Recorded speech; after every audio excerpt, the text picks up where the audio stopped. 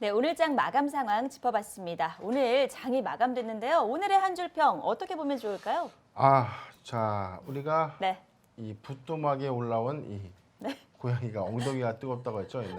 이런 노래가 있었는데. 그렇죠. 자, 아주 좀 뜨거웠습니다. 맞습니다. 지금 이 보시피죠?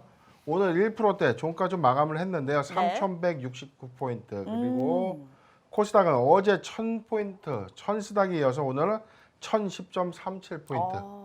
자, 아주 뭐 뜨겁죠? 그렇네요. 자, 우리가 천천히 좀 되어지는 핫팩 같은 거예요. 핫팩이 처음에는 좀 미직뜨끈하다가 맞아요.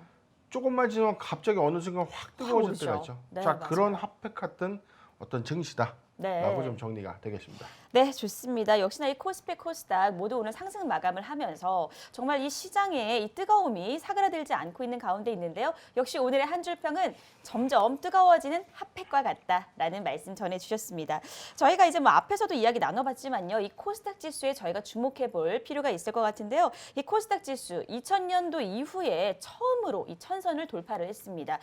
대표님 근데 아무래도요. 네네. 기존에는 어떤 대형주 중심의 어떤 움직임이었다면 네. 지금은 그래도 이제 투자자분들의 그 관심이 중소형주에 좀 많이 집중을 했잖아요. 이게 저는 네. 솔직하게 조금 제가 잘난 척 한번 해보자면 네. 저는 4월에 다시 천스닥 탈환할 거라고 좀 믿었습니다.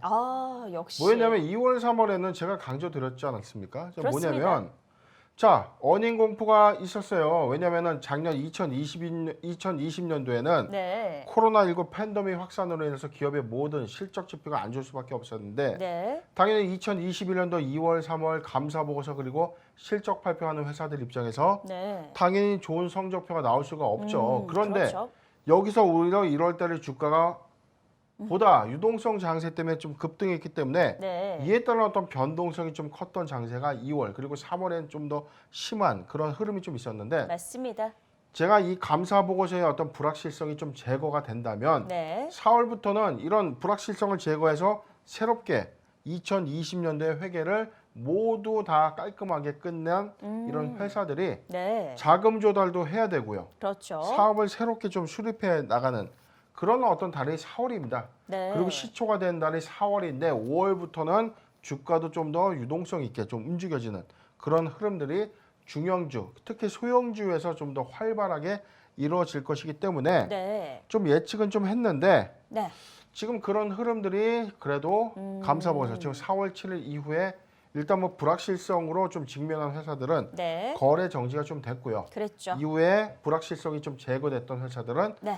시세를 조금씩 전저점을 좀 높여가면서 고점 영역을 좀 활발하게 가는 움직임을 보여주고 있다라고 네. 좀 정리가 되네요. 네, 맞습니다. 저희가 뭐 지난번에도 변 대표님께서 이 점장이다 이런 내용도 전해주셨는데 네. 역시 천스닥 돌파에 대한 부분도 당연히 예측을 해주셨던 부분이고요. 역시나 2월, 3월간의 그 불확실성이 해소되면서 4월 7일 이후에는 우리 증시가 지금 활짝 웃고 있는 가운데 있는데 사실 그 코스닥에 대한 이야기를 좀 더 추가로 해보자면요. 네. 기존에는 이 코스닥 시장이 어떤 바이오와 그리고 네. 제약주 중심으로 흘러갔다고 한다면은 이제는 좀 다른 측면들이 나오고 있어요. 바로 네. 이제 뭐 IT 그리고 엔터테인먼트 업종 등으로 좀 다양하게 상승 동력이 있지 않겠는가. 그렇습니다. 네, 아주 뭐 좋은 지적 좀 해주셨는데요. 네. 자, 우리가 학습 효과예요. 맞습니다. 작년에 많이 올랐던 게 올해도 또 오르면 어떻게 되는 거죠?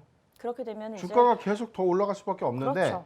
자, 작년에는 코로나19 관련된 테마 자, 백신 그다음에 치료제 그다음에 진단키트 관련된 네. 바이오 또는 의료기기 관련 종목들 그리고 제약주 아주 가파른 좀 상승세가 있었고 지금 주가가 어떠죠? 대세적인 어떤 조정기에 좀 들어갔기 때문에 그렇습니다. 추가적인 어떤 상승을 위해서는 조정이 네. 불가피한 겁니다. 네. 자, 그에 반해서 작년 2020년도에 업황에 좀 불운을 가져왔던 컨택트 관련된 종목들 네. 특히 뭐 2차 전지라든가 그다음에 반도체 슈퍼사이클에 관련된 어떤 반도체 소부장주 그리고 우리가 하나 더 주목해 볼 만한 네. 이 엔터 관련된 종목들 그다음에 그렇습니다. 철강 조선 자 여러 가지 어떤 매기의 순환 유입되는 이 과정에서 네. 자 이런 부분들 조정을 줬던 종목들이 이후에 증시에 대한 어떤 이 변동성이 다시 추세 전환한 시점에서의 어떤 이 매기 테마는 네. 계속 바뀌는 것이기 때문에 급등 섹터는 우리가 좀 피하고